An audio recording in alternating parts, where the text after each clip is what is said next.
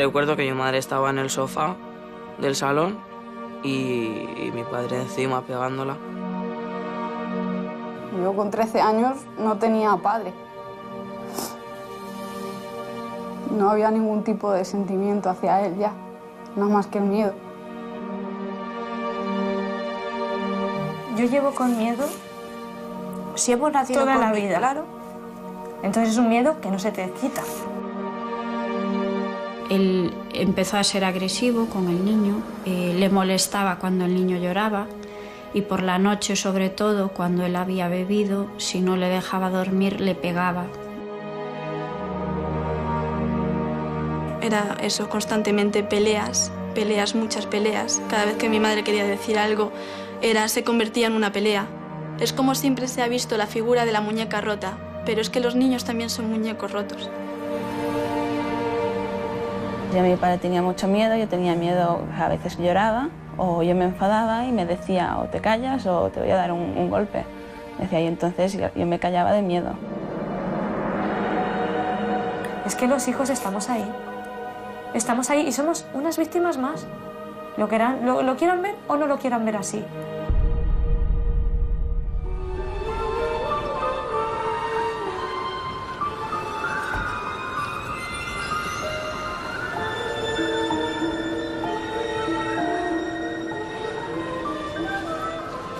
Se estima que en España en el último año al menos 840.000 niños y niñas han estado expuestos a la violencia de género sufrida por sus madres. Suponen más del 10% de los menores residentes en nuestro país, pero estas cifras son cálculos aproximativos porque ni en las estadísticas ni en los informes sobre violencia de género aparecen los menores, son las víctimas invisibles. El 70% de las mujeres que sufre violencia machista tiene una media de 2 hijos y los estudios confirman que antes o después esos menores sufren directamente situaciones de violencia física o psicológica. Convivir con el miedo es una situación límite que tiene un alto precio para un niño o una niña cuya personalidad está en pleno desarrollo. Mamá, solo quiero ser un niño. No quiero tener miedo en casa. Dormir tranquila, sin escuchar gritos ni golpes. Cateo porque no puedo estudiar. Los expertos aseguran que cuando una mujer sufre violencia de género y es madre, en su casa hay más de una víctima y que son precisamente los hijos de esa mujer los que viven en una mayor indefensión.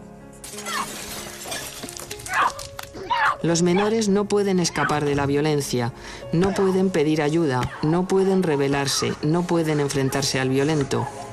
Solo pueden esperar a que lo hagan sus madres, que en muchas ocasiones no están en condiciones de reaccionar y tomar las riendas de su vida.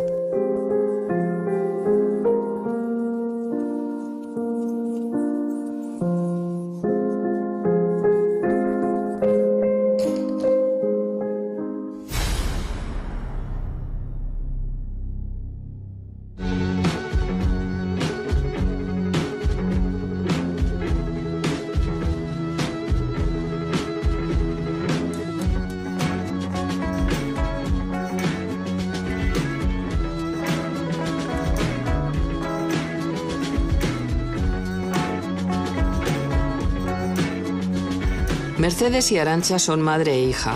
Viéndolas ahora, nadie supondría el infierno por el que han pasado, pero son 2 supervivientes de una historia de terror.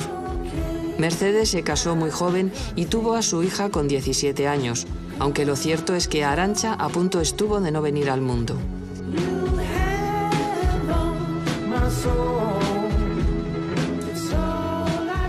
La primera situación más violenta fue en la luna de miel. Estaba embarazada de Arantxa y me pegó una paliza. Tuvimos que volver de la luna de miel porque tuve una amenaza de aborto. Y así constantemente, luego ya fue un ir y venir.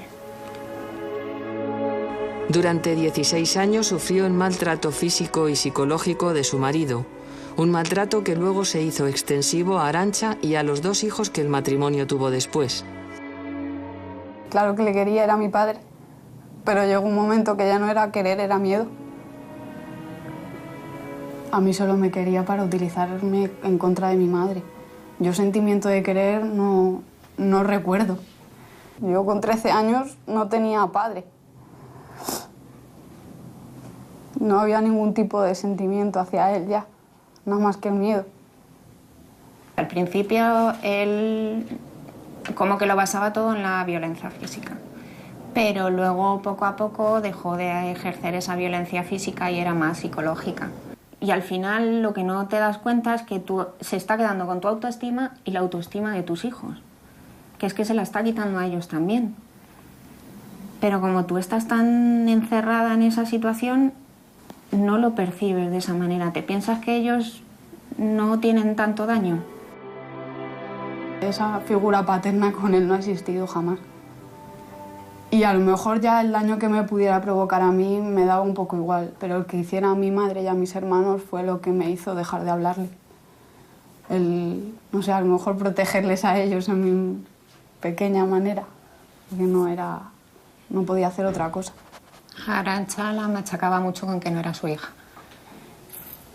Era constante, cada 2 por 3 la estaba diciendo: tú no eres hija mía, tú eres hija de otra persona. Porque soy muy morena como mi madre, por eso ya no era su hija. La complicada situación de la familia se hizo insostenible cuando Arantxa, ya una adolescente, se enteró de que su madre estaba de nuevo embarazada.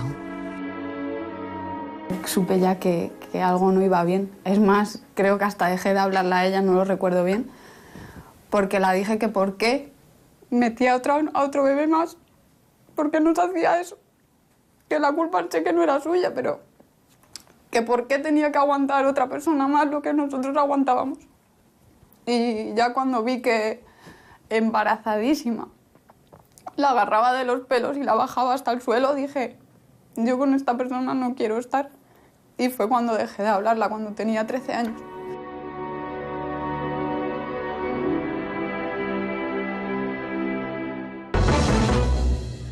Y comenzamos con una triste noticia. La víctima había denunciado a su marido por malos tratos y estaba en proceso de divorcio. En mayo del año 2000, Laura y María vivieron una situación límite, seguramente una de las peores que se pueden imaginar. Presenciaron cómo su padre mataba a su madre mientras ellas intentaban impedirlo en el rellano de la escalera de su casa. A pesar de sus gritos de socorro, nadie salió a ayudarlas. Y claro, como tenía el cuchillo, además yo me daba mucho miedo acercarme, pero intentándole apartar de mi madre.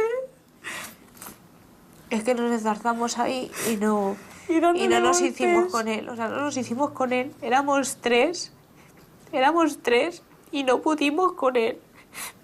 Y ya cuando nos caímos, pues sí, la empezó a pegar patadas en la cara todo el rato, hasta que mi madre consiguió echarse un poco hacia atrás, porque encima estaba yo encima de ella y no la dejaba casi moverse. Y según se incorporó un poquito, la empezó a apuñalar. Y encima la estaba insultando. Todo el rato gritando: la hija de puta, según la apuñalaba. Laura y María se propusieron borrar de sus recuerdos la imagen del asesino. A él le condenaron a 27 años de cárcel, pero a partir del 8º empezó a disfrutar de permisos penitenciarios, por lo que ellas viven con el temor de que en cualquier momento reaparezca. La terrible historia de estas dos hermanas y su madre, cruelmente asesinada por su marido, había empezado mucho tiempo atrás. Durante años, el padre las controló, atemorizó y amenazó a las tres. La convivencia era muy difícil, muy tensa. Sí, yo la definiría como eso, como una continua tensión de a ver cómo viene, a ver qué nos dice, a ver por dónde nos sale, y sobre todo como que tienes siempre el temor de que va a hacer algo, pero siempre tienes un poco la esperanza de que no lo va a hacer, hasta que finalmente sí que lo hizo, claro. Es que no hay nada que a un maltratador le valga. Cuando quiere tener una pelea, la va a tener. La va a tener porque la busca constantemente y va a buscar cualquier pretexto, le va a servir para que desencadene en una discusión o en una paliza. La violencia que ejercía con nosotras era sobre todo psicológica, porque tú ya le conoces y vas viendo hasta qué punto puedes llegar. Entonces no te vas a exponer a superar ese límite.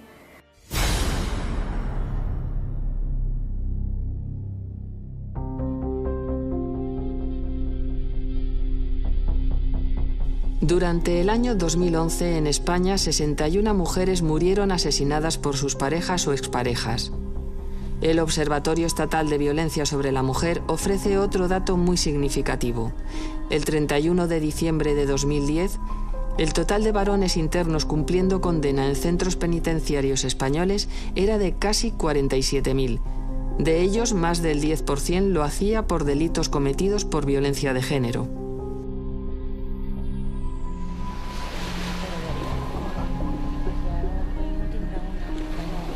Seis años y medio estuvo en la cárcel el exmarido de Isabel. Durante 18 años, esta mujer sufrió una situación de extrema violencia que afectó también a sus dos hijas y que acabó con la huida precipitada de las tres. Hasta ese momento las agresiones habían sido muy frecuentes y muy violentas.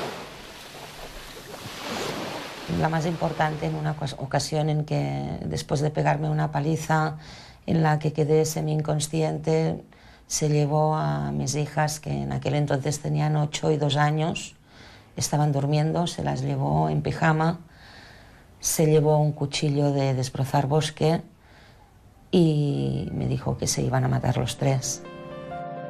La policía consiguió interceptarlo y rescatar a las niñas. Laia, la mayor, ya ha cumplido 18 años y tiene un recuerdo difuso del incidente que pudo costarles la vida a ella y a su hermana. Yo recuerdo esa noche de estar en el coche, ver a 2 policías, y me acuerdo también de cuando nos fuimos en el coche, acordarme del viaje, de estar yo con mi madre en el coche y ella diciéndome que nos íbamos y que eso se acababa. Pero hay un recuerdo que se mantiene nítido en su memoria a pesar de los años transcurridos. Es un sentimiento todavía hoy muy presente en su vida. Yo hacia mi padre tenía muchísimo miedo. Muchísimo, porque yo veía que algo pasaba, pero yo pensaba que era algo normal. O sea, yo no decía nada porque yo pensaba que era algo totalmente normal lo que pasaba en mi casa. Nunca he ido tranquila por la calle, nunca. Siempre he estado pensando, ¿y si me lo encuentro en la próxima esquina? ¿Y si está detrás de mí? ¿Y si me sale de vete a saber dónde? En el primer juicio ya se estableció que debía de haber unas órdenes de alejamiento hacia mis hijas y hacia mí. Esta orden fue quebrantada en un par de ocasiones, con lo cual pues él cumplió 1 año más de cárcel, en total fueron casi 7 años. Me dice que mañana sea como... Ahora los temidos acercamientos se producen a través de las redes sociales, por las que su padre intenta contactar con Laia. Pues no quiero que venga. ¿Qué te dice aquí? Pues me dice que que mañana sea como sea, vendrá a felicitarme por mi cumpleaños. Y yo pues no quiero que venga. Pues otra denuncia más, ¿no? Sí.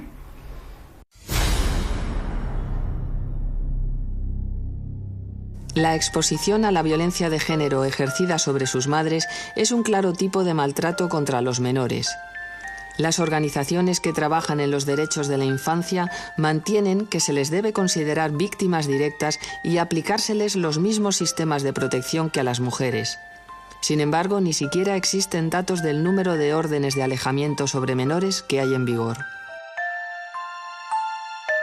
La mayor parte de las llamadas que se atienden en el teléfono del niño y del adolescente plantean situaciones de menores expuestos a violencia de género.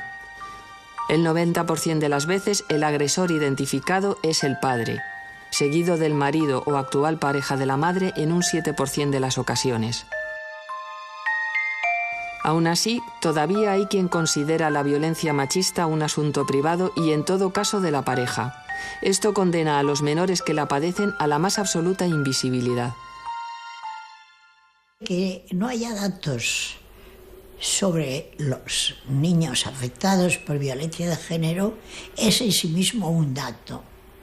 Es en sí mismo un dato de la poca importancia que se da a estos niños que padecen una situación 10 veces mayor que sus madres. Es una punta del iceberg, sigue siendo una punta del iceberg, y desde luego el que no se valore como daño la violencia psicológica sufrida por los menores sigue incrementando la cifra negra de la violencia de género. Quizás hayamos enfocado todo nuestro esfuerzo solo en salvar a estas mujeres que sufren sin sentido en un estado social y democrático como el nuestro, y por focalizar toda esa atención, por poner toda la atención en las mujeres, quizás en un primer momento no hayamos observado que hay una víctima todavía más vulnerable, insisto, más vulnerable, los menores. El hecho de que un maltratador maltrate a su pareja y no a sus hijos no significa que los hijos no están inmersos en un ambiente de maltrato y que están viviendo el maltrato, porque el cordón umbilical existe.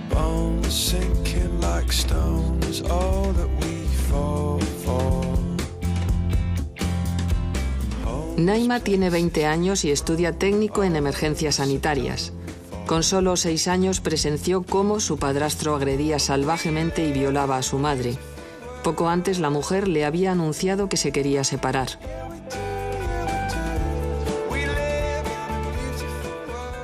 Mi madre no lo sabe, que lo vi, pero escuché gritos y me levanté, era de noche, y lo vi.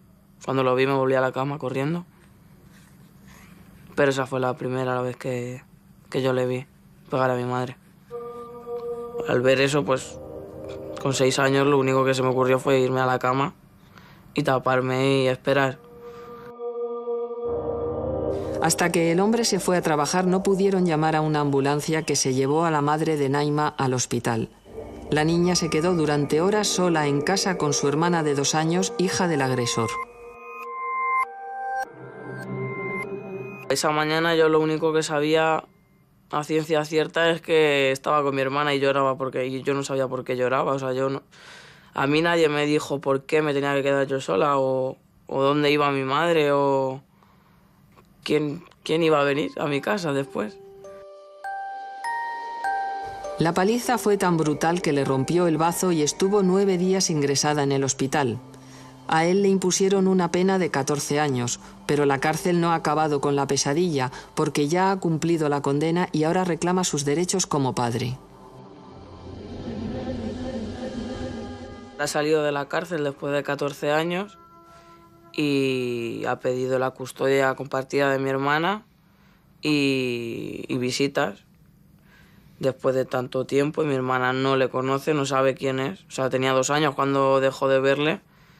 No ha mantenido ningún tipo de contacto, ni por carta, ni por teléfono, ni nada. Mi hermana, pues lo que teme al tener visitas con él o relación con él es que le haga lo mismo que le ha hecho a mi madre.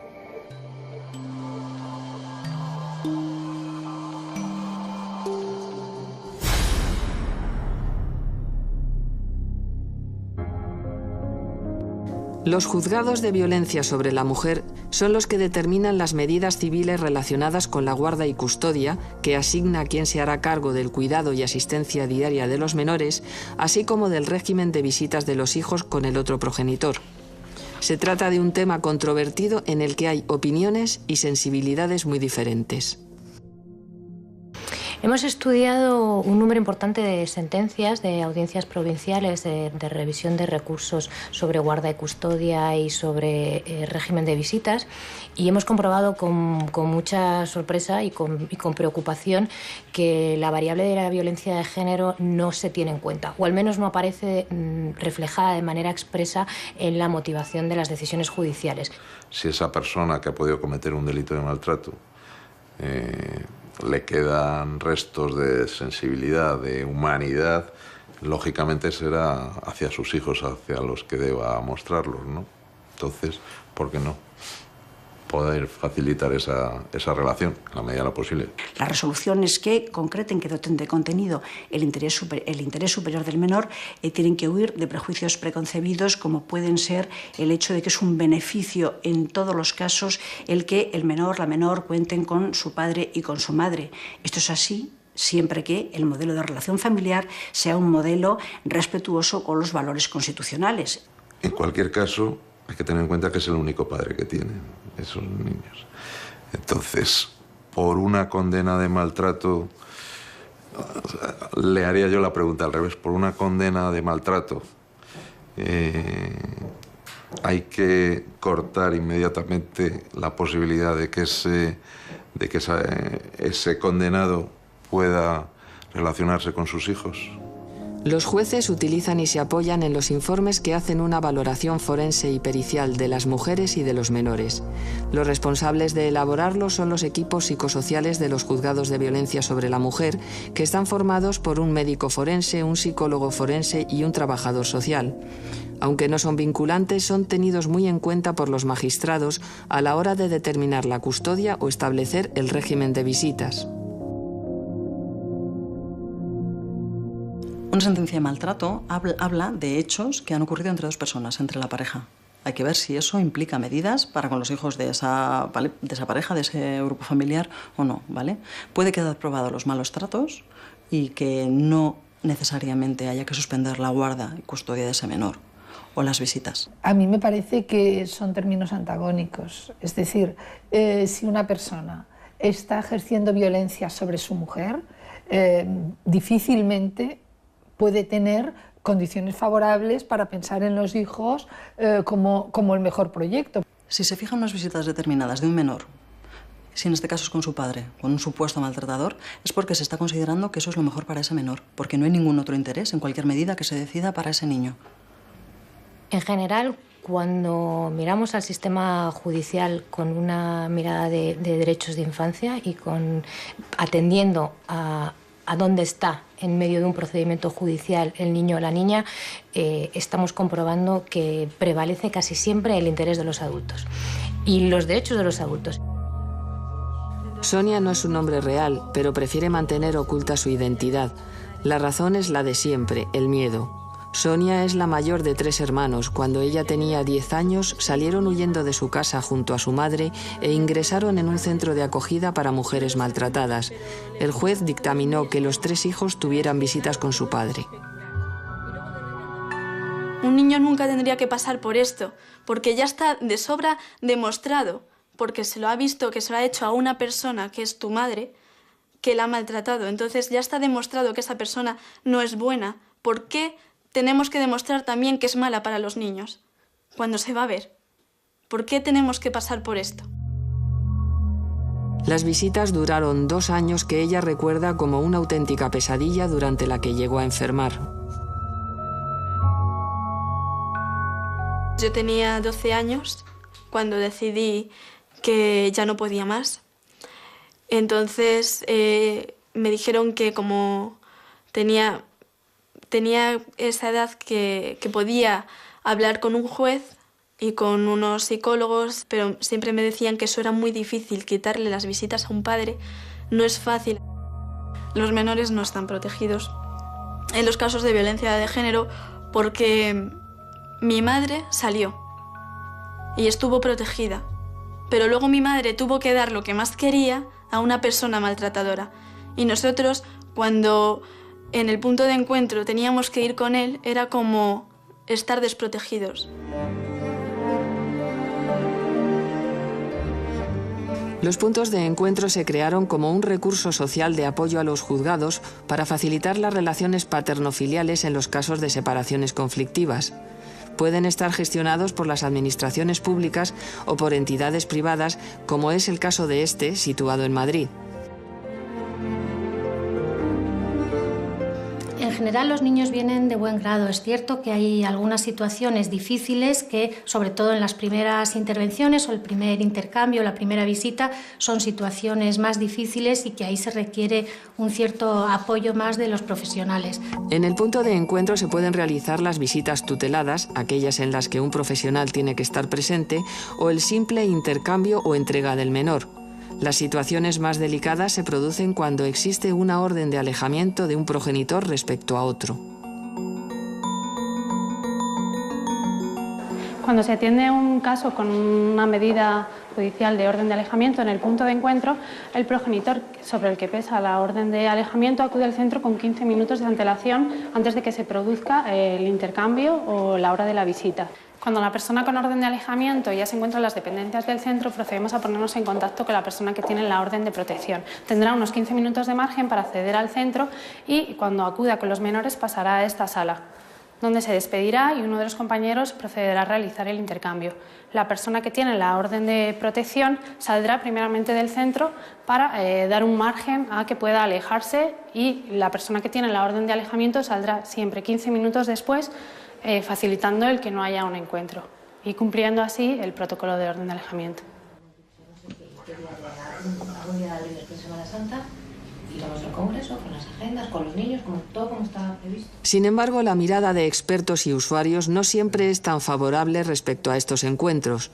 Asociaciones de defensa de los niños insisten en el derecho de los menores a ser escuchados y temen que, utilizando estas visitas, el maltratador mantenga el control sobre la mujer a través de los hijos. Es muy importante tener en cuenta la opinión del niño. Eso está claro y el juez o quien tome una decisión que le afecte en el sentido del régimen de visitas que se imponga a un niño tiene que tener en cuenta si ese niño muestra un rechazo a estar con alguno de sus progenitores. Eso no puede ser, ningún juez puede ser indiferente a eso. Lo habitual es que la violencia hacia la mujer se perpetúe a través de la violencia a los hijos cuando se pierde la posibilidad de ejercerla directamente sobre la mujer. Que la ejerzan físicamente en una situación en la que se ha judicializado el conflicto suele ser más difícil, pero la ejercen psicológicamente. Y ahí suele haber una presión y un dolor y una situación de erosión que luego tiene consecuencias importantes en el futuro de estos niños, claro. Busquemos soluciones. Pongamos orden en las relaciones de los menores y siempre pensemos en el interés superior del menor, que a veces no coincide ni con el progenitor padre ni con la madre.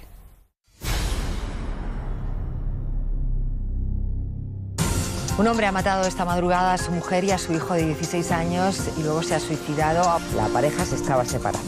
Un hombre de 36 años se ha entregado a la policía y ha confesado haber matado a su pareja de 46 y al hijo de ella de... El crimen se conoció el miércoles cuando la hija de la víctima, una niña de 9 años, encontró el cuerpo al volver del colegio. Muchas veces el tipo de violencia que padecen los hijos de mujeres maltratadas por sus parejas o exparejas es psicológica, pero también es fácil que se traspase ese umbral y los menores sufran directamente las agresiones que en ocasiones llegan a ser mortales. Los datos oficiales dicen que en 2010 en España 6 menores murieron junto a sus madres a manos de su padre o pareja de la madre. En 2011 fueron 3 los niños asesinados en similares circunstancias.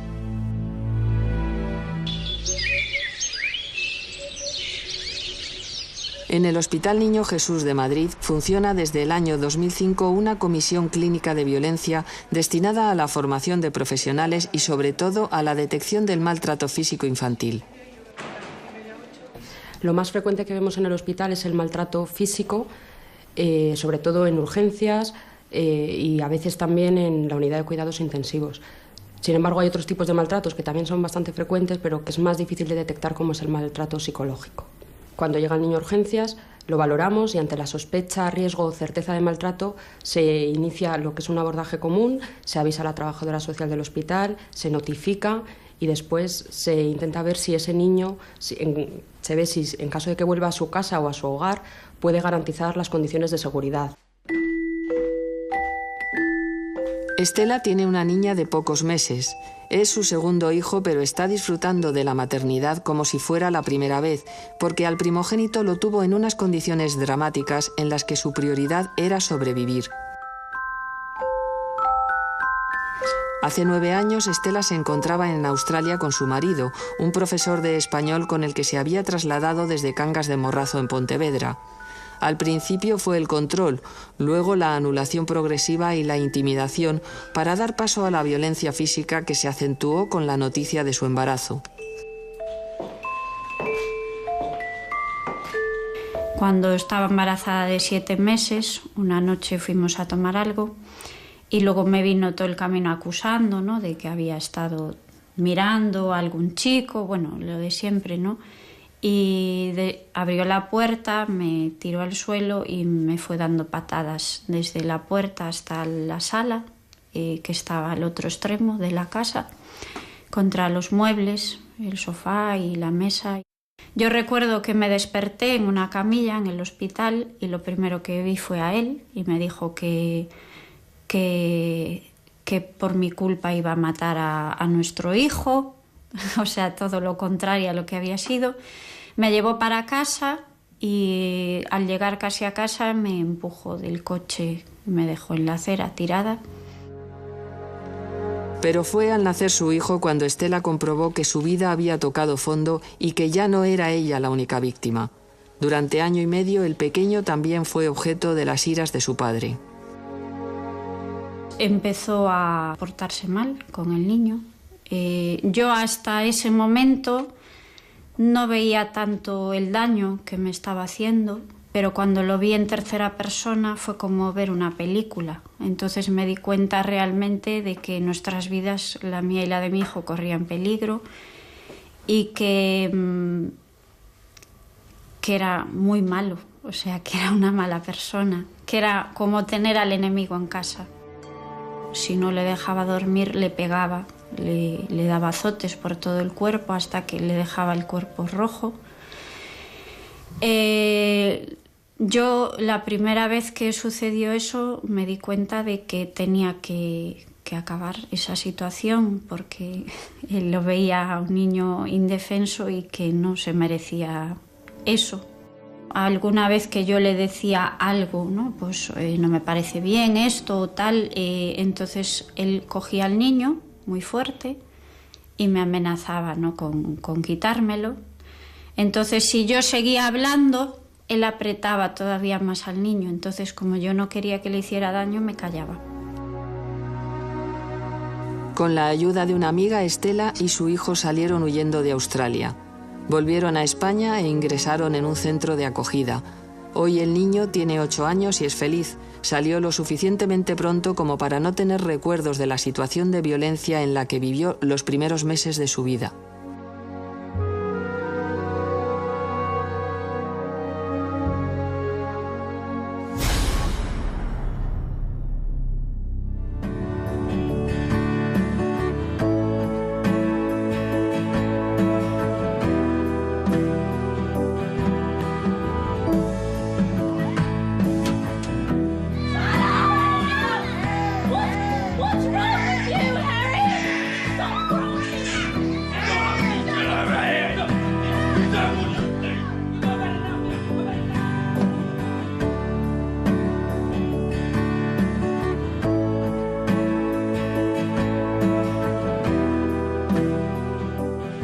De transmisión de la violencia es precisamente haberla vivido.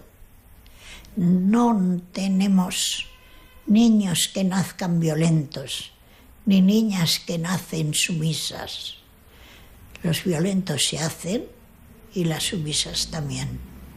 Él te dice, o estás conmigo o estás con ella. Entonces, como yo estaba con mi madre, me hizo la vida imposible y tuve que salir. Pero si alguien llega a seguir su rol, mis hermanos, por ejemplo, se hubiesen convertido en maltratadores. En maltratadores y si nadie hubiese hablado con ellos, lo hubiesen visto normal. Que los niños vuelvan a repetir esta conducta violenta que han observado o que han padecido a veces durante tantos años es una probabilidad importante. El ciclo víctima-maltratador es un ciclo interesantísimo que explica por qué los niños en estos entornos de violencia tienden a identificarse con la figura del maltratador, porque además de la violencia también es el que ejerce control y poder y a veces seguridad. Mi hermano eran insultos continuos hacia él, o sea, no sé, que no valía para nada igual que yo, que era un maricón de mierda, que para lo único que iba a valer en su vida era para estar debajo de las faldas de su madre, y eso no es verdad. Porque creo que también vale muchísimo. Es más, le llegó a pedir a mi madre que si alguna vez se comportaba como mi padre, que le ayudáramos. Además del riesgo de repetir comportamientos, los menores expuestos a violencia machista presentan diversos problemas físicos y trastornos psicológicos. Los más pequeños sufren regresiones y su desarrollo se ralentiza. Luego aparecen las conductas más agresivas y pueden llegar a la adolescencia con comportamientos violentos y destructivos. Es frecuente que en el colegio participen en casos de bullying, como acosadores o como acosados. Pero también hay un comportamiento que llama la atención en muchos de estos niños. Desarrollan una sorprendente madurez superior a la que les correspondería por su edad. Uno de los síntomas que pueden presentar los niños que viven la violencia de género es la parentificación, en esa necesidad que tienen los niños de proteger, por ejemplo, a la madre. Desarrollan unas actitudes y unas conductas mucho más maduras de la edad que tienen. Esto, por ejemplo, en un caso que tuve, el niño tenía 12 años, me contaba que él le decía a su mamá: mamá, duérmete que yo vigilo, que yo estoy atento. Lo más importante de entender es que la violencia es un acto de abuso de poder y de restar la libertad a otra persona. Esto llevado a un niño y a una niña supone que estás limitando cuestiones básicas de su desarrollo como persona y sobre todo les estás privando de recibir unos buenos tratos que necesitan desde el punto de vista humano por parte de sus progenitores como figuras de seguridad. La hija de Mercedes era solo un bebé cuando vivía con su padre, pero ya tenía unas reacciones preocupantes. Y no hacía más que llorar, lloraba y lloraba y lloraba. Eso los tres, que yo decía, jo, no te das cuenta. Y veía a un hombre y tapaba la boca a mi madre. Sí, también, es verdad. Con 2 años. Es cierto, tenía pánico a los hombres. Era parecer un hombre, aunque fuera un doctor, y le tapaba la boca a mi madre. Me acordaba de eso.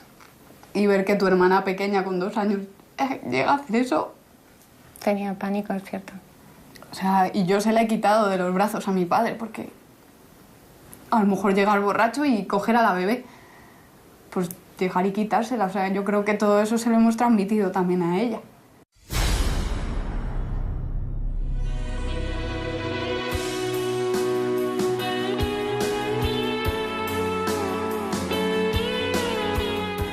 Inevitablemente, el destino de los menores de edad expuestos a violencia de género está vinculado al de sus madres. Si tienen suerte de que las mujeres cuenten con la fuerza y los apoyos necesarios para huir, ellos tendrán que enfrentarse al trance de dejar su casa, su colegio y sus amigos para alejarse del violento. Pero si no es así, seguirán condenados a vivir en el terror. Tras un nuevo episodio de violencia en el que tuvo que intervenir la policía, Mercedes y sus 3 hijos huyeron de su casa sin volver la vista atrás e ingresaron en un centro de acogida para mujeres maltratadas. Fue muy duro. Salir de casa fue muy duro porque tienes que dejar a toda tu familia, a todos tus amigos, no decir dónde estás y sentirte culpable tú de algo que tú no has hecho. Y sin embargo ese sentimiento de culpa me ha durado muchos años. Y salir sin nada, porque salimos con la ropa puesta, como si fuéramos meros ladrones o... no sé. Es una sensación muy dura. Muy dolorosa. Es que ni siquiera los biberones del bebé. Los niños cuando llegan al centro suelen reproducir la conducta y el comportamiento que observan en sus madres. Si una madre llega con actitud de seguridad, de tranquilidad, con la expectativa de un cambio, eso enseguida se le nota a los niños. Ellas vienen nerviosas y con ansiedad, los niños y las niñas lo suelen manifestar. Aun con todo y con eso, normalmente son los que primero se adaptan porque perciben que hacen un traslado de un entorno de riesgo a un entorno de seguridad, y eso es lo más importante para ellos. Después de varios intentos, hace 11 años que Isabel y sus 2 hijas también salieron de su casa y empezaron una nueva vida a muchos kilómetros de distancia en un centro de acogida. Las evidencias fueron tan rotundas que el juez le retiró al padre la patria potestad de las 2 hijas. La patria potestad es el conjunto de deberes y derechos de los padres en relación a los hijos. Se ejerce por ambos progenitores y solo en casos extremos se le retira a uno de ellos. Es independiente de la guarda y custodia, que se refiere al cuidado diario de los menores. Pues la suerte de mis hijas ha sido que no han tenido visitas obligatorias con el maltratador, porque esto es un maltrato que sigue a los niños después de la separación. O sea, cualquier padre maltratador no es un padre, es el peor referente para ellos, y además ellos lo recuerdan perfectamente. No entiendo cómo ningún juez puede obligar a hijos de maltratadores a ir a unas visitas, aunque sea bajo vigilancia. Y más por eso, porque un padre que tiene que ser vigilado no puede ser un padre, no puede ser un referente. En el centro lo que hacíamos sí que jugábamos, pero a veces sí que nos daba por sentarnos y contarnos las historias de cada uno, y era como si hiciésemos terapia nosotros solos, porque bueno, uno te contaba lo que le había pasado a él, la otra también te contaba, pues a mí me ha pasado esto, y entre nosotros hablábamos y era una forma de apoyarnos entre nosotros. Pero la historia no ha terminado y el miedo continúa, porque además de saltarse las órdenes de alejamiento a través de las redes sociales, el exmarido de Isabel sabe dónde viven. Yo la última vez fue el año pasado, todavía estaba en vigor la orden de alejamiento que ahora ya no tenemos. Bajaba yo con mis muletas porque tenía una lesión y me lo encontré en la puerta de la calle. Yo quiero pensar de que podría hacer algo, de que podría llamar o lo que fuese, pero yo sé que me quedaría paralizada. Me quedaría paralizada del miedo y no sabría cómo actuar. Cuando la madre de Naima pudo salir del hospital después de la tremenda paliza que le dio su marido, volvió precipitadamente a su casa para recoger algunas cosas, las imprescindibles, y junto a sus 2 hijas también huyó. Cogimos 4 o 5 cosas, 4 trapos, 2 muñecos, y nos fuimos corriendo al centro sin mirar atrás. Eso, nos dejamos un montón de cosas, perdimos todo. Yo pues perdí muchísimas cosas allí. Y te vas de sopetón de un día para otro, luego el cambio de llegar al centro, no conocer a nadie. Hasta ahora que ha salido de la cárcel hemos tenido una vida tranquila, pero ahora que ha salido de la cárcel y ha dado señales de vida pidiendo custodia y visitas y esto, pues la situación se pone un poco tensa, empiezas a tener un poco de miedo, a mirar a tus espaldas. Mi hermana ahora está nerviosa, intranquila, o sea, no quiere saber nada de su padre, tiene miedo a encontrársele por ahí, se monta sus paranoias en la cabeza y está muy intranquila. Y también está nerviosa porque tendrán el juicio de a ver si le dan la custodia o no le dan la custodia. Y tampoco de momento a ella nadie le ha preguntado si quiere ver a su padre o no quiere verle, o si quiere saber algo de él o no saber nada.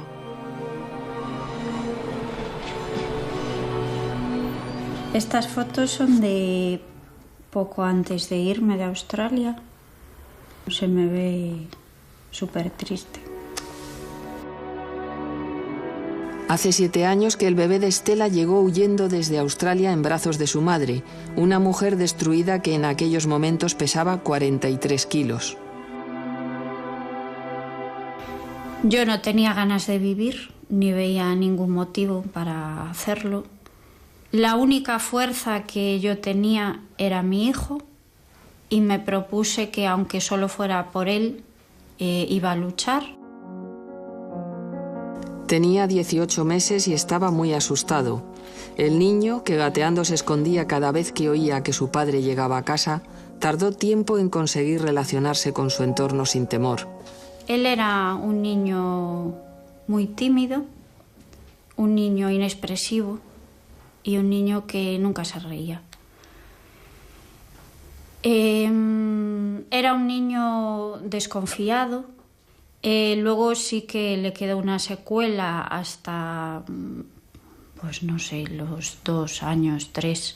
El padre tenía barba y bigote y cuando veía a un hombre parecido se ponía a llorar casi gritando, desconsolado y lo tenías que coger en brazos y calmarlo.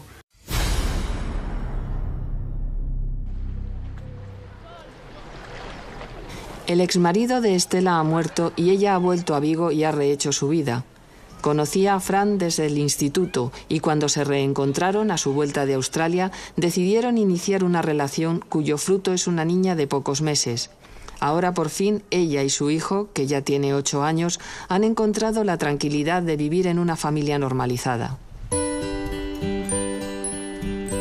Al principio resultó un poco difícil tanto para el niño como para mí, pero a día de hoy puedo decir que estoy muy contento y siento que es mi hijo. Y bueno, ahora tuvimos una niña que es lo que afianza ahora la relación y une lo que es ahora el círculo familiar que tenemos. Doy gracias por conocer a esta mujer tan maravillosa, una superviviente, que gracias a ella soy lo que soy hoy en día.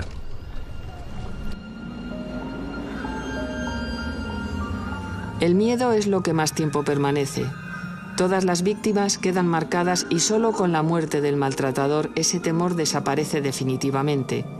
Es lo que le ha pasado a Estela y también a Arantxa, que fue quien conoció y tuvo que comunicar el fallecimiento de su padre. Es que llamé a mi madre y le dije, mamá, o sea, nos ha pasado lo mejor que podía pasar en esta vida y es su muerte. Sé que es muy feo lo que estoy diciendo, que es mi padre y que no debería desearle el mal a nadie, pero soy feliz porque no está. Claro, no puedes decir vivo aquí o vivo allí o... Estás escondido, no lo saben nada más que los abuelos, hermanos y poco más. No puedes decir que vivo aquí, que estoy viva. Que soy yo, que tengo una vida. Laura y María no tuvieron que huir, simplemente se quedaron solas. Con su madre muerta, su padre en la cárcel y sin familia a quien acudir, teniéndose solo la una a la otra, salieron adelante, aunque también ellas siguen mirando a su espalda. ¿Quién no garantiza que efectivamente no va a hacer lo mismo? Yo llevo con miedo, si hemos nacido toda con la miedo, vida. claro. Entonces es un miedo que no se te quita, porque ya es algo que tienes ahí. Porque incluso hasta para otros términos de protección está contemplado para la pareja, pero no para los hijos. Pero no, es que los hijos estamos ahí. Estamos ahí y somos unas víctimas más. Lo quieran ver o no lo quieran ver así. Hablamos de macrocifras, hablamos de 840.000 niños que podrían ser víctimas de la violencia de género. Ahora, mientras hablamos, en este momento, ¿dónde están? ¿Por qué no se les detecta? ¿Por qué no se les protege? Algunas veces los niños no quieren hablar de las cosas que les asustan, que les preocupan o que les dan miedo, porque creen que los mayores, los adultos, no les van a creer. ¿De qué crees que les da miedo hablar? Pues de sus cosas, para que a lo mejor su madre le cuenta un secreto y pues le dice que su padre le pega, que su marido le pega por las noches, se lo cuenta como un secreto, pero ella no se lo quiere contar a nadie, porque si se lo cuenta a alguien, pues se puede separar su familia. A ver si te estamos entendiendo bien. Conseguir que los niños digan en voz alta lo que les pasa, lo que les asusta o lo que ven en su casa es muy difícil. María es terapeuta y trabaja en la detección y tratamiento de niños expuestos a violencia. Por ejemplo, ¿podéis decirme cómo se pone el Papa de furioso? Así. Vale. Siempre buscaremos. Eso es. Buscaremos siempre a alguien que nos pueda ayudar, ¿verdad? Un adulto en el que confiemos. Muy bien. Venga, avanzamos 2 casillas.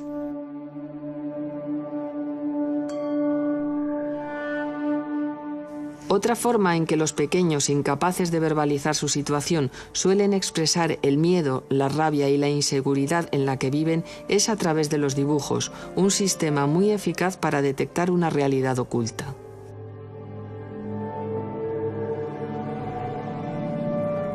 Se trata de un niño de 9 años. En la familia vivían malos tratos físicos, había separaciones continuas, consumo de drogas, todos los hermanos estaban muy alterados por la situación y en este punto el niño todavía no había contado todo el maltrato que estaba viviendo en su casa y todas las emociones tan negativas de rabia, agresividad, resentimiento, frustración, miedo. En la recuperación de los menores sometidos a violencia de género tienen mucho que ver el tiempo y la intensidad del maltrato sufrido, los apoyos con los que cuente la víctima y la ayuda psicológica. Afectados y especialistas coinciden en que la evolución es muy diferente si la reciben o no. La terapia es muy importante. De hecho, cuando un niño recibe terapia porque se ha parado la situación de la violencia, hay una parte de la familia que desea su recuperación, tenemos un vínculo con el que podemos apoyarnos, la terapia es mágica. Yo sí, lo estuve haciendo, pero ellos no. Ellos la terapia la han hecho conmigo. He sido la que me he volcado en hablar con ellos, en pues hablar y hablar y hablar y hablar. Yo, de hecho, es la primera vez que le explico esto a alguien que no sea mi novio, mi madre, un tío, un primo. Quitando el día del juicio y... Nunca he hablado de esto con nadie. Porque no es fácil hablarlo tampoco, o por lo menos para mí. Igual que se reclaman estadísticas y datos concretos del número de menores expuestos a violencia machista en nuestro país, también se considera imprescindible un apoyo terapéutico específico similar al que reciben sus madres para todos estos niños y niñas. Nadie le pregunta cómo te sientes, ni qué es lo que has visto realmente, ni qué te gustaría que hubiese pasado o lo que no hubiese pasado. Un apoyo psicológico al niño, yo creo que debería centrarse más en eso.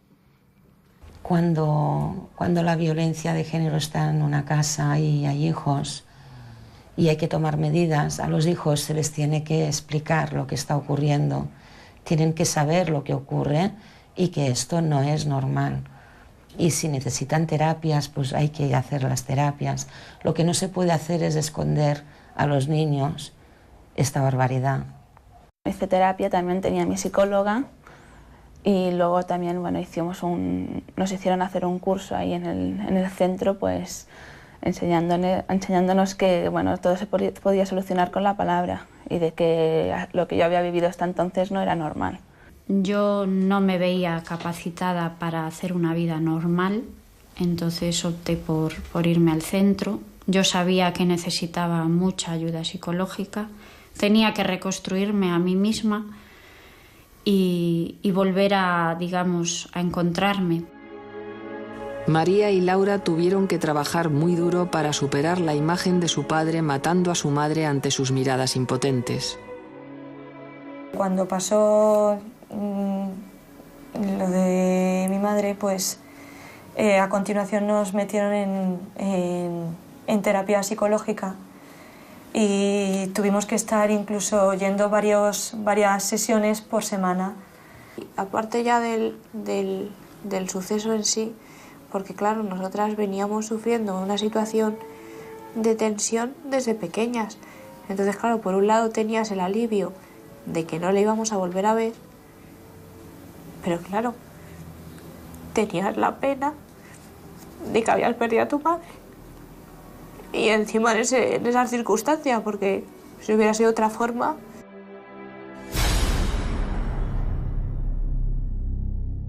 Hoy vas a descubrir que el mundo es solo para ti.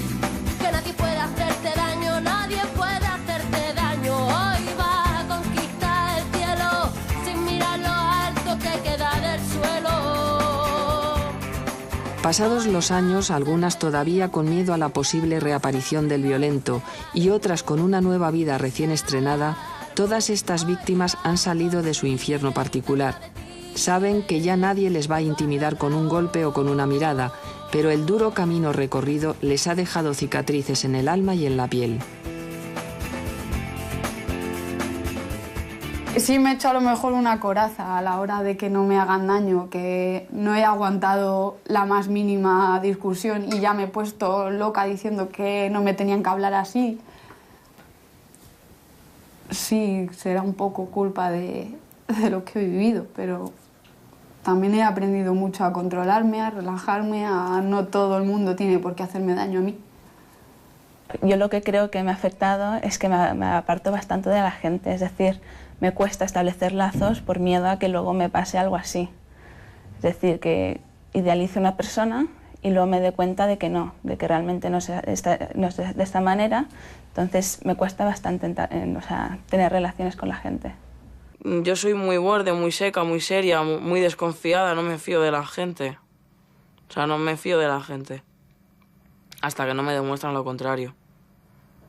Y como me defrauden, no vuelvo a confiar en esa persona. Siempre lo vas a tener, es algo que no puedes olvidar nunca, porque si no, corres el riesgo de otra vez, tú pasar otra vez por ese paso. Entonces yo creo que nunca se tendría que olvidar, pero sí aprender a vivir con ello, aprender a manejarte, aprender a seguir para adelante y llevarlo lo mejor posible. Precisamente que el pasado condicione lo menos posible su futuro es el objetivo final de todas ellas. Un suceso de estos te marca la vida, o sea, pero no puedes vivir a expensas de ello. No puedes... Mi forma de pensar es que yo no puedo estar justificando cualquier cosa porque es que a mi madre la han pegado y yo he visto cómo pegaban a mi madre. O porque he vivido fuera de mi casa, o sea, no he tenido una casa, un domicilio, una familia estable. Efectivamente, mi madre no hubiera consentido el que hubiéramos acabado hundidas, porque ella no se lo merece y es eso, nos ha preparado muy bien y no se lo... Yo, vamos, no me gustaría fallarle. Ya por ella. No está ella, no estamos nosotras, claro. Desgraciadamente, no todas las víctimas salen adelante. Ellas han tenido suerte y también ayuda, pero son una minoría. De la misma manera que no existen datos exactos del número de niños y niñas que cada día en España sufren el terror de convivir con un violento, la mayor parte de las veces su padre, tampoco se sabe cómo evolucionan y se desarrollan esos menores.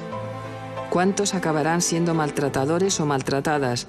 ¿Cuántos serán capaces de alcanzar una vida normal? ¿Cuántos guardarán su secreto para siempre con vergüenza o con culpa? En ese sentido, sorprende que, aunque es similar el número de chicos y de chicas expuestos a la violencia de género, ningún varón afectado se ha prestado a contar su experiencia. Lo que es seguro es que unos y otras, el resto de sus vidas seguirán preguntándose por qué precisamente quien más debería haberlos querido y protegido fue quien les robó la infancia.